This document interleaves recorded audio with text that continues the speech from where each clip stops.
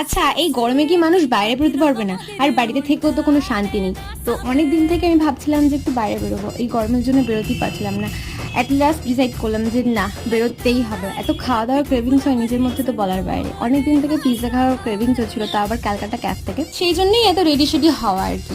গরমে তো মেকআপ করার একদমই ইচ্ছে নেই। ফার্স্ট ট্রেনটা, মানে যে ট্রেনটাতে আমি যাবো, সেই ট্রেনটা আমার অলরেডি মিস হয়ে গেছে। তাই ভাবলাম যে না, একটু মেকআপ করা যায়। টাইম তো অনেক আছে, বলে আমি তো একটু বেশি মেকআপ করে ফেলেছি, মানে পরে বুঝতে পারলাম।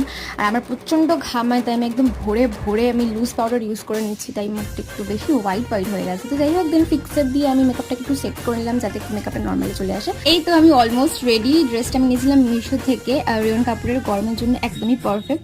আজকে আমি সব ম্যাচিং ম্যাচিং করে পরবো। ইয়াররিং, চুড়ি, কালো টিপ, আর সাথে হোয়াইট কালারের ব্যাগ, আর জুতিটাও একদম সেট হয়ে গেছে, আর ওয়াচটাও।